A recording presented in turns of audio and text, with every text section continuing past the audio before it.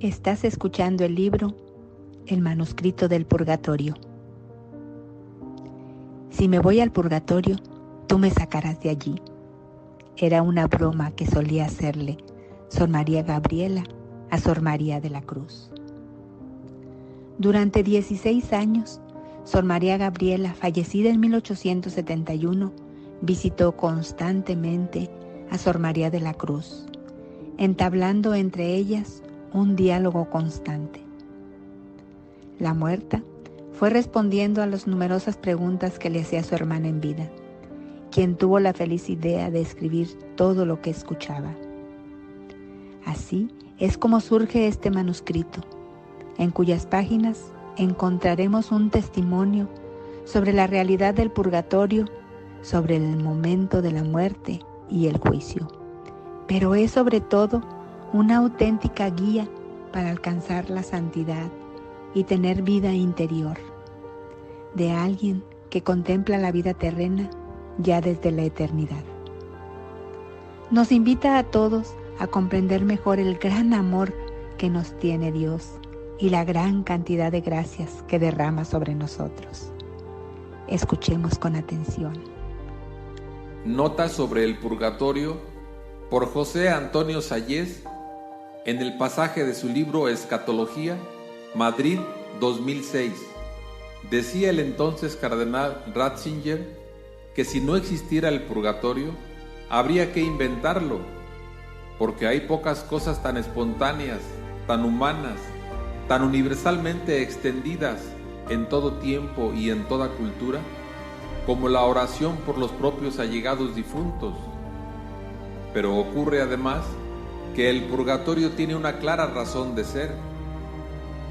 La Iglesia no ha dejado nunca de creer, incluso es dogma, en el purgatorio a lo largo de la historia, no solo por el peso de la Escritura y de la tradición, que es lo primario, sino porque incluso una reflexión puramente humana nos hace conscientes de que los que mueren en gracia, pero insuficientemente purificados, han de ponerse a tono para el encuentro definitivo con Dios. No puede gozar de la visión de Dios el que lleva dentro de sí alguna sombra de pecado, pues ello mismo imposibilita la plena comunión con Dios.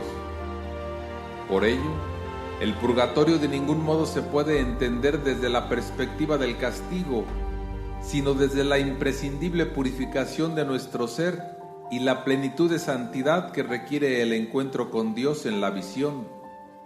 La Sagrada Escritura presenta algunos indicios sobre la fe en el purgatorio, como en el que leemos que Judas Macabeo, habiendo recogido 2000 dracmas, por una colecta las envió a Jerusalén para ofrecer un sacrificio por el pecado, obrando muy bien y pensando noblemente de la resurrección, porque pensaba que resucitarían los caídos, considerando que a los que habían muerto piadosamente está reservada una magnífica recompensa.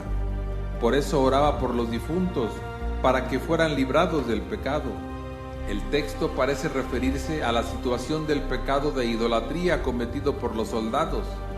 Les habían encontrado amuletos y que a juicio de Judas merecía una condena mitigada, dado que se trataba de mártires. Por eso ordena que se ofrezca por ellos un sacrificio de expiación.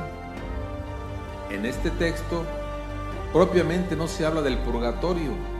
En el contexto se piensa en el Seol, en el que los justos esperan la resurrección para la vida. Pero aparece ya la idea de que se pueden ofrecer sufragios por los difuntos. En los Corintios se habla de los obreros apostólicos que han edificado sobre el fundamento de Cristo cosas de mayor o menor valor y que se encontrarán en el juicio que pondrá de manifiesto el valor de las mismas. Si las obras de uno subsistieren, recibirá recompensa, pero si la obra de uno quedara abrasada, sufrirá detrimento, lo cual, en contraste con el premio del caso primero, implica una pena, pero no tal que le lleve a la condenación, sino que se salvará, aunque así como a través del fuego. Hoy en día se discute cuál es el valor del texto, aunque no hay duda de que los santos padres lo entendieron del purgatorio. El fuego del que se habla no es del purgatorio, sino que es una alusión al que se salva como de un incendio, atravesando las llamas. Cabe incluso que el término el día se refiera al juicio final. De todos modos, la doctrina del purgatorio se ha de basar en temas generales de la Biblia, en la idea de que se requiere la absoluta pureza para gozar de la visión de Dios, como cuando dice que nada profano entrará en el cielo, o como cuando Cristo dice que solo los puros verán a Dios. También se deriva de la necesidad de satisfacción de nuestros pecados, según la idea desarrollada por la tradición de que todo pecado deja en el interior del hombre desarreglos que es preciso purificar, pena del pecado en distinción de la culpa.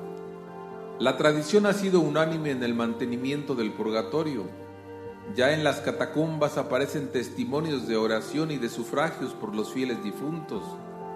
De los textos de los padres podríamos citar este de San Agustín, que se impone por su precisión y su belleza. No puede negarse que las almas de los difuntos son aliviadas por la piedad de los suyos que viven, cuando por ellos se ofrece el sacrificio del mediador o hacen limosnas en la iglesia. Pero estas cosas aprovechan a aquellos que, cuando vivían, merecieron que después pudiesen aprovecharles. Porque hay un modo de vivir, ni tan bueno que no necesite estas cosas después de la muerte, ni tan malo que no le aprovechen estas cosas después de la muerte. Pero hay también tal modo de vivir en el bueno que no necesita estas cosas, y hay también tal modo de vivir en el malo que no se le puede ayudar ni con estas cosas cuando pasan de esta vida. El magisterio de la Iglesia ha sido constante en este punto. La bula Benedictas Deus de 1336 define que las almas de los justos que no tienen nada que purgar gozan inmediatamente de la visión de Dios, y también define que gozarán de Dios los que tienen algo que purificar una vez que estén purificados después de la muerte.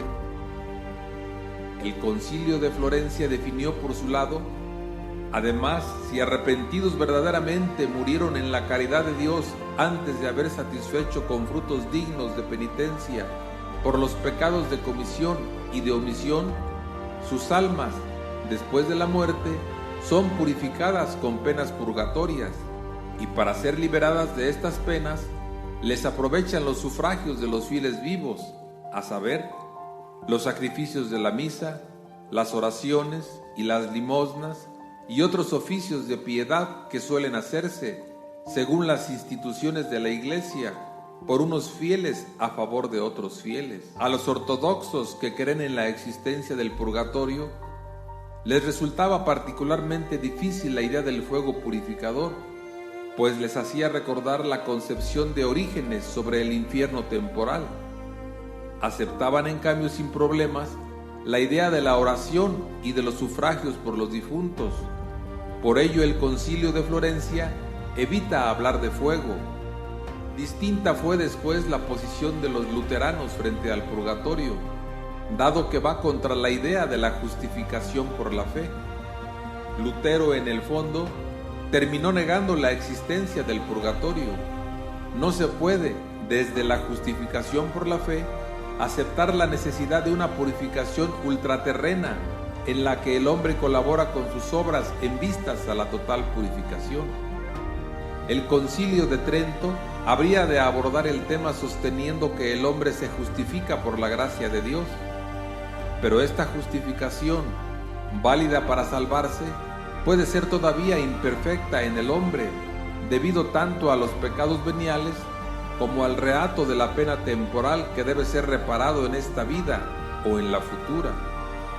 Por ello, manda el concilio a los obispos que procuren diligentemente que la sana doctrina del purgatorio, testificada por los santos padres y los sagrados concilios, sea creída por los fieles cristianos, mantenida, enseñada y predicada en todas partes.